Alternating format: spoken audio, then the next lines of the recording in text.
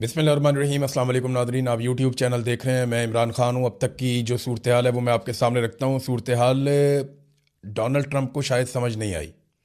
यानी जंग के हवाले से इन्होंने जंग तो शुरू कर दी, मगर जंग के नताइज क्या होंगे इस बारे में अंदाजे और तखमीने गलत साबित हुए। वाइट हाउस और डोनाल्ड ट्रंप एडमिनिस्ट्रेशन के अंदाजे बिल्कुल ही गलत साबित हो गए हैं। कुछ रिपोर्ट्स के मुताबिक इसराइली इदारों ने या इसराइल की जानिब से यकीन दिलाया गया था अमेरिका को कि ख़मेनी के बाद ईरानी घुटने टेक देंगे और उसके बाद हम रजीम चेंज कर सकेंगे, सूरत हाल बड़ी कंट्रोल में आ जाएगी। लेकिन ऐसा हुआ नहीं, बल्कि मामला उसके बरक्स हो गया। ईरान ने उसके बाद ज़्यादा बुरी तरह अटैक शुरू कर दिए और बहुत बड़े पैमाने पर किए। मैं आपको बताता हूँ कि आगे क्या हुआ। अमेरिका का बहुत बड़ा जंगी नुकसान हो गया है और ये अमरीकी तारीख के अंदर बदतरीन टाइम चल रहा है। अगर आप ये देखें, ताकत का मुवाजना करें तो इस नुक्ता नज़र से अमेरिका कोई रशिया के साथ या चाइना के साथ नहीं लड़ रहा या कोई बहुत बड़ी ताकत के साथ नहीं लड़ रहा, ना उसकी लड़ाई इस वक्त कोरिया के साथ है। अमेरिका लड़ रहा है ईरान के साथ, जिसके पास अपनी कोई एयर फोर्स भी नहीं है। लेकिन जो नताइज हैं वो बहुत भयानक है। अमेरिका के अंदर भी एहतजाज शुरू हो गया है ईरान के ऊपर हमला करने की वजह से। तो अलग अलग तरह के लोग हैं। अमेरिका में डेमोक्रेसी है, वहाँ पे आप एहतजाज कर सकते हैं, अमेरिका के हक़ में भी, अमेरिका के ख़िलाफ़ भी। तो वो पाकिस्तान जैसी सूरत हाल वहाँ पे नहीं है, तो वहाँ पे भी इस वक्त एहतजाज हो रहा है। आयतुल्लाह ख़मीनी की एक हिकमत अमली जो है उनकी शहादत से पहले वो बड़ी काम आई ईरान के। उन्होंने ये हुक्म दिया था कि तमाम जो अहम लोग हैं वो अपने चार चार जानशीन मुकर्रर करें और वो ये बताएं कि मेरे बाद अगर कुछ हो गया तो ये ज़िम्मेदार है, इन्हें कुछ हो गया तो फिर फ़लाँ ज़िम्मेदार है, और अगर उन्हें कुछ हो गया तो फिर फ़लाँ ज़िम्मेदार है। और जो लोग भी जिस वक्त ड्यूटी पे हों वो अपने अगले जानशीन इसी तरह मुकर्रर करते जाएं, ताकि किसी वक्त भी लड़ाई की सूरत में ईरान में क़यादत का फुकदान ना हो। अब ये हिकमत अमली काम कर रही है। हालांकि अमेरिका ने, इसराइल ने बहुत सारी क़यादत कत्ल कर दी, शहीद कर दी ईरान की, लेकिन इसके बावजूद उन्हें मुतबादल लोग मिल जाते हैं जिनके ज़रिए से वो जंग को बढ़ाते चले जा रहे हैं। अब सूरत हाल अमेरिका के लिए मैं आपको कह रहा था शर्मिंदगी वाली है। वो इसलिए कि कुवैत में अमरीकी तैयारे गिर गए हैं। अमेरिका ने जो अब तक तस्लीम किया है वो तादाद 3 है। 3 F-15 तैयारे अमेरिका के, बड़े शानदार तैयारे हैं, जैसे कि डोनाल्ड ट्रंप कहते थे कि ब्रांड न्यू ब्यूटीफुल प्लेन्स। तो इसी तरह जो अमेरिका के ब्रांड न्यू ब्यूटीफुल प्लेन्स हैं वो वहाँ पे कुवैत में गिर गए। अब इसमें अलग अलग तरह की इतला आ रही है। शुरू में ये दावा किया गया, क्योंकि रशिया ने सबसे पहले ये खबर दी थी, रूसी मीडिया ने बताया था, उन्होंने इंटरसेप्ट कर लिया था कि कुवैत में अमरीकी लड़ाका तैयारे गिर गए हैं। पहले एक तैयारे का पता चला, फिर पता चला कि ज़्यादा तैयारे गिर गए हैं, लेकिन अभी अमेरिका ने तस्दीक की है कि उनके 3 तैयारे गिरे हैं। इससे ज़्यादा अमेरिका अभी मान नहीं रहा। जबकि जो ईरान है उसका दावा यह है कि उन्होंने ज़्यादा नुकसान किया है। अब ये तैयारे गिरे कैसे, ये सवाल पैदा होता है। कुवैत की जो वजारत दिफा है उन्होंने ये कहा कि सुबह के वक्त अमरीका के मुतअद्दिद तैयारे गिरकर तबाह हो गए।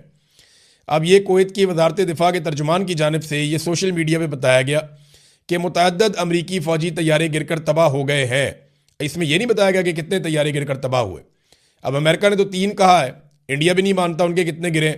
तो जिनके गिरते हैं वो ज़्यादा तो मानते नहीं है, लेकिन 3 तैयारे तो माने हैं। उसके अलावा कुछ 6 पायलट हैं और उनमें से 3 पायलट्स को उनकी तस्वीरें भी आ गई हैं जिनको कुवैत की अवाम ने पकड़ लिया। बल्कि डंडे के बलबूते पे एक कुवैती शख्स ने डंडा हाथ में पकड़ा हुआ है और उसने काबू कर लिया एक अमेरिकन पायलट को और गाड़ी की डिक्की में उसको ढाला हुआ है अमेरिकन पायलट को। ये वीडियोस भी आ गई हैं।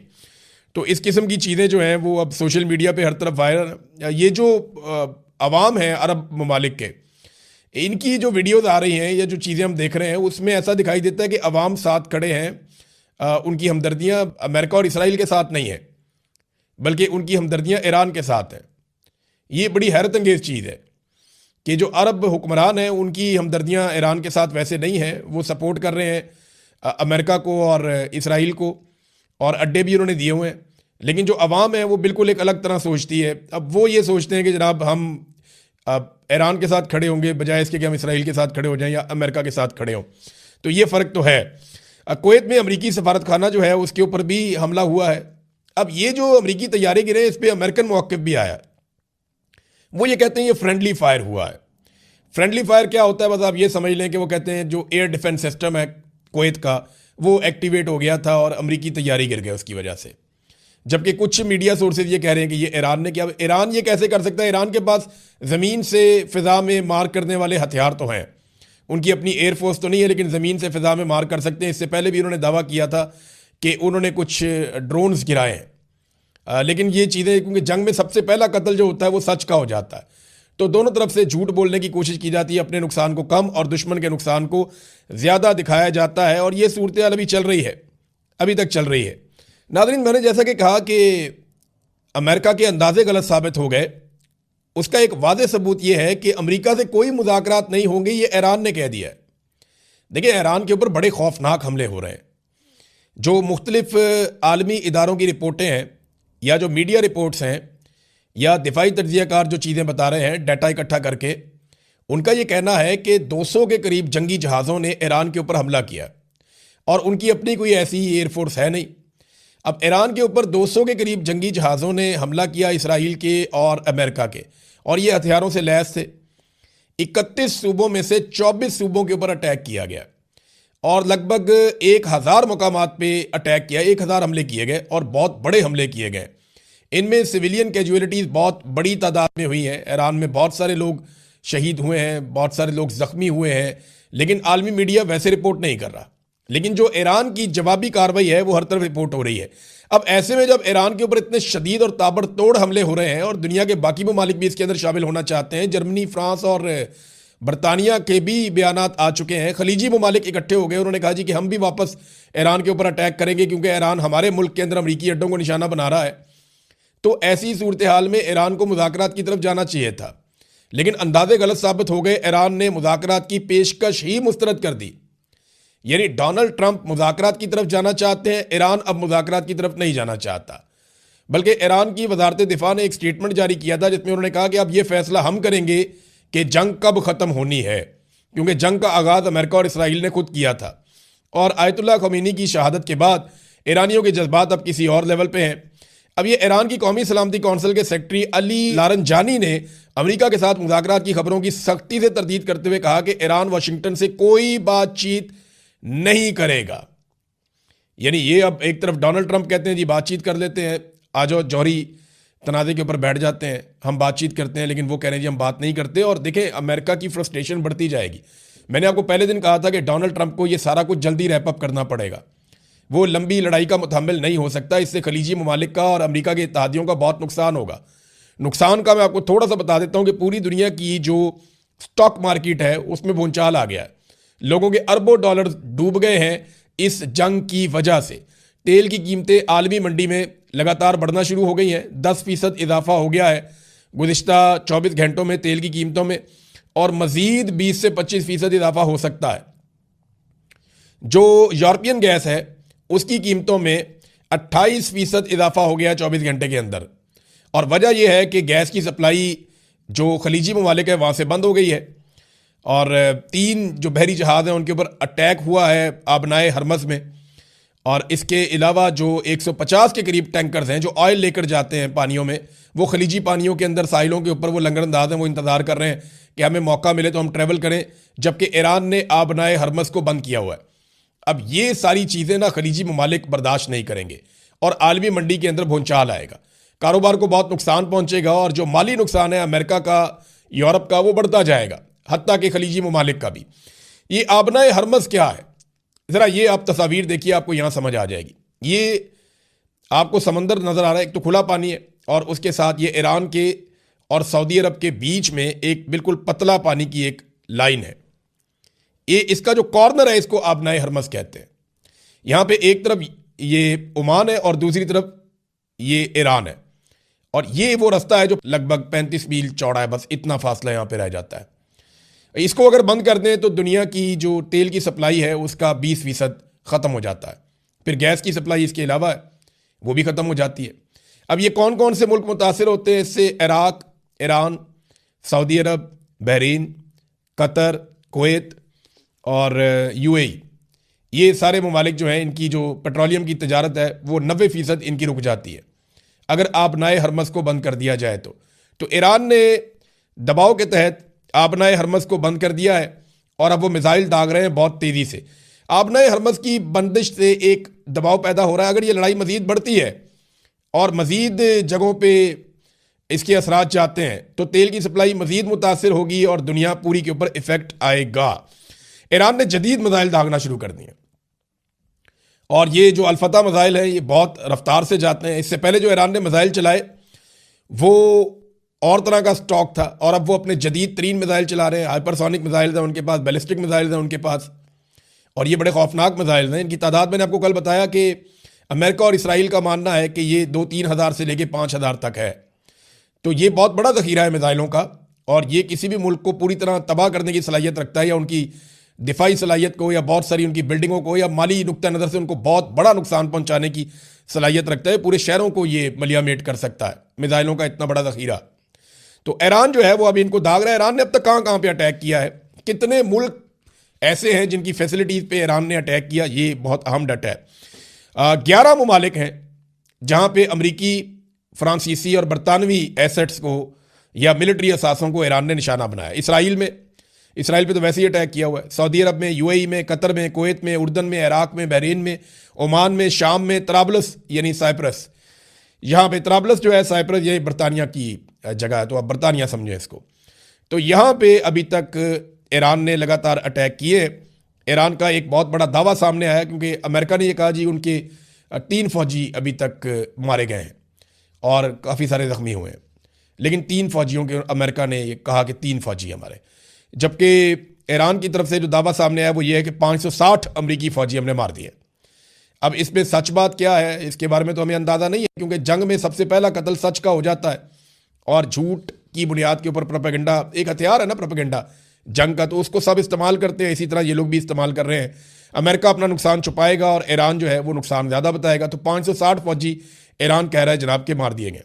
अल जज़ीरा ने एक रिपोर्ट दी है जिसमें अल जज़ीरा बता रहा है कि कहाँ कहाँ पे कितने लोग मारे गए, और ये रिपोर्ट आज सुबह तक की है और हर सुबह ये रिपोर्ट अब आया करेगी। लबनान के अंदर, इराक के अंदर, ईरान के अंदर जहाँ पे जानी नुकसान हुआ है, 555 अफराद ईरान के अंदर सुबह तक जो है वो जाँ बहक हुए हैं। इनमें बच्चियाँ मासूम स्कूलों की थी। रज़ा पहलवी को देखें, ईरानी क्यों तस्लीम करेंगे। मैं एक बात आपको बताता हूँ, रज़ा पहलवी वो ये चाहता है कि वो ईरान पे आकर हुकूमत करे, लेकिन ईरानी उसको तस्लीम नहीं करेंगे। ईरान की कौम किसी और तरफ निकल गई है, वो बहुत पीछे रह गया। रज़ा पहलवी ने जो ट्वीट किया, जो बयान दिया, उसने कहा कि 3 अमरीकी फौजियों की शहादत के ऊपर मेरा दिल खून के आंसू रो रहा है, ये रज़ा पहलवी ने कहा। अब इस पे तो ईरानी कौम खुश नहीं होगी, वो तो नफरत करेगी, क्योंकि वहां पे सैकड़ों बच्चे कत्ल हो गए हैं, मासूम बच्चे मारे जा रहे हैं ईरान में, सिविलियंस मारे जा रहे हैं, उनके ऊपर एक लफ्ज़ नहीं बोला। और दूसरी तरफ उसने ये स्टेटमेंट दिया है। तो रज़ा पहलवी को पूरा का पूरा जो अवामी नुक्ता नज़र से या ईरानी अवाम के ऊपर उसका भरोसा नहीं है। उसका भरोसा सिर्फ 2 जगहों पे है। एक, उसको अमेरिका और इसराइल पे है कि ये मुझे इक़्तिदार दिलवा देंगे, ताकत दिलवा देंगे ईरान में। दूसरा, उसे ये लगता है कि जो ईरान से बहुत सारे लोग जिला वतन है गुज़िश्ता 30-40 साल से, वो उसके साथ बड़ी तादाद में ईरान में चले जाएंगे मुख्तलिफ ममालिक से, और वो उसको सपोर्ट करेंगे। लेकिन वो 2 आटे में नमक के बराबर भी नहीं है, तो ईरानी कौम उसके साथ खड़ी नहीं होगी। ये कोई इराक टाइप की सूरत बना देंगे अगर ईरान के अंदर ज़मीन पर भी उतरते हैं तो रजीम चेंज ऑपरेशन तो तकरीबन नामुमकिन दिखाई दे रहा है। दुनिया की स्टॉक मार्केट, मैंने आपको पहले बताया कि वो उड़ गई है। नाज़रीन, अब आ जाए ज़रा पाकिस्तान की सूरत हाल के ऊपर। एक तो पाकिस्तान के अंदर मुजाहरों में जो लोग शहीद हुए उनकी तादाद के बारे में पता चला है। अब कुछ कन्फर्मेशन आ रही है। 16 अफराद कराची में शहीद हुए हैं मुजाहिरीन, 6 इस्लामाबाद में शहीद हुए हैं, और ये सीधी फायरिंग की गई है पुलिस की जानिब से। अब तो बाकायदा वीडियोज़ और तस्वीर आ रही हैं कि रेंजर्स और पुलिस ने सीधी फायरिंग की है। कराची के अंदर तो बंदे मार दिए, और उसके बाद इस्लामाबाद में 6 लोग जो है वो कत्ल कर दिए, बहुत सारे ज़ख्मी कर दिए, 7 गिलगित बल्तिस्तान में और 6 स्कर्दू में। तो अब तक की सूरत हाल में 35 लोग शहीद हो चुके हैं पाकिस्तान में। गिलगित बल्तिस्तान और स्कर्दू के अंदर जो है वो कर्फ्यू नाफिज कर दिया गया है लॉ इन्फोर्समेंट की जानिब से कि जनाब वहाँ पे लोग अब बाहर ना निकलें, जबकि पाकिस्तान में बहुत सारी परवाज़ें मनसूख हो गई हैं। पाकिस्तान के अंदर जो है वो पेशावर समेत दीगर एयरपोर्ट्स के ऊपर अब परवाज़ें मनसूख हो गई हैं और वहाँ पे लोग ट्रैवल नहीं कर पा रहे। ये है नादरीन सूरत हाल, और इंटरनेशनल फ़्लाइट्स तो वैसे ही ख़त्म हो गई हैं इस पूरे रीजन के अंदर। पाकिस्तान की हुकूमत के लिए एक बहुत शर्मनाक सूरत हाल तब पैदा हो गई है जब सहाफ़ियों ने उनसे ये सवालात करने शुरू किए कि आप अमेरिका का नाम क्यों नहीं लेते। बिलावल जरदारी ये जनाब पहुँचे क्योंकि इनके वालिद ने खिताब करना था, तो ये पार्लियामेंट आए तो सहाफ़ियों ने इन्हें घेर लिया।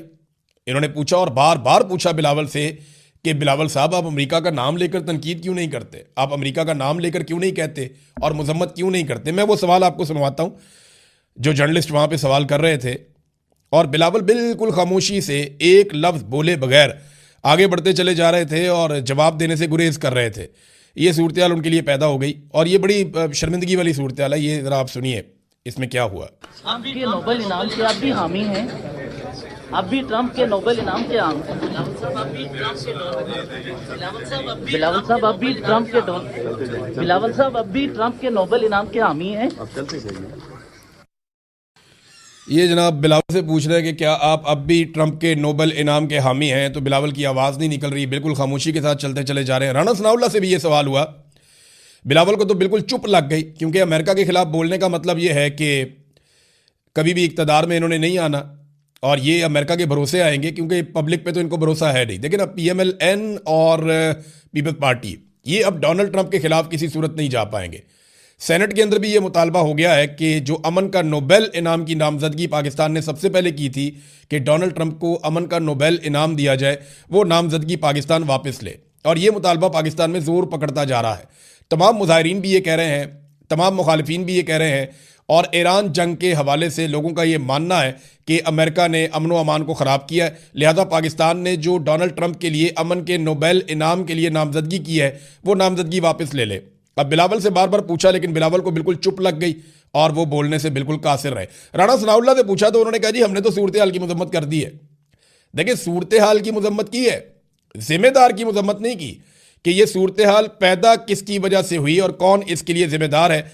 इस पर पाकिस्तान ने किसी किस्म की कोई बात नहीं की। तो नाजरीन, ये है अब तक की सूरत हाल। एक और ख़बर है इमरान खान साहब का केस, और इस हवाले से कि उनको अस्पताल में शिफ्ट किया जाए, इस हवाले से कि उनको बेल दी जाए। ये मामला इस्लामाबाद हाई कोर्ट में चल रहे हैं। सुप्रीम कोर्ट ने तो हाथ खड़े कर दिए और अब कल का दिन बड़ा इंपॉर्टेंट है। मैं अगले वीलॉग में आपको बताऊंगा तफसील से, बाकी खबरों के साथ साथ ये भी कि इस्लामाबाद के अंदर हाई कोर्ट में इमरान खान साहब का केस कल के दिन के लिए लग गया है और इसमें क्या पेशरफ्त हो सकती है, क्या वाकई इमरान खान साहब को अस्पताल शिफ्ट किया जा सकता है। हाँ, एक और बड़ी खबर जो मैं मिस कर गया, और ये वाकई बहुत बड़ी खबर है कि सऊदी अरब ने एक गिला किया। एक तो अरामको दुनिया की मशहूर तरीन और बहुत बड़ी एक साइट है, रिफाइनरी है, ऑयल रिफाइनरी, सऊदी अरब में आर्जी तौर पे बंद कर दी गई है। उसके ऊपर भी एक अटैक हुआ है, लेकिन ईरान ने यह कहा है कि यह अटैक हमने नहीं किया। दूसरी एक और बात यह है कि सऊदी अरब ने एक गिला किया है अमेरिका से, और ये बहुत बड़ा गिला है। सऊदी अरब ने कहा कि अमेरिका अपने पूरे हथियारों के साथ एयर डिफेंस सिस्टम को इसराइल ले गया और उसने इसराइल की प्रोटेक्शन की है और हमें ईरानी मिसाइलों के सामने अकेला छोड़ दिया। ये सऊदी अरब ने गिला किया अमेरिका से। तो ये तो बात ठीक है। देखें, जब भी कभी अमेरिका को इंतखाब करना पड़ेगा किसी एक दोस्त का, किसी एक सज्जन का, तो डोनाल्ड ट्रंप हमेशा इसराइल का इंतखाब करेंगे, क्योंकि डोनाल्ड ट्रंप ने कभी भी झूठ इस तरह बोला नहीं है। डोनाल्ड ट्रंप खुलकर बात करते हैं, साफ बात करते हैं। डोनाल्ड ट्रंप कहते हैं मेरा इसराइल सबसे बेहतरीन दोस्त है और मेरे सबसे अच्छे ताल्लुकात उसके साथ हैं और मैं इसराइल को महफूज बनाना चाहता हूँ। उन्होंने कभी लगी लिपटी रखी नहीं है। तो अरब ममालिक को यह बात खुद समझनी चाहिए थी कि उनकी प्रायोरिटी हमेशा इसराइल रहेगा।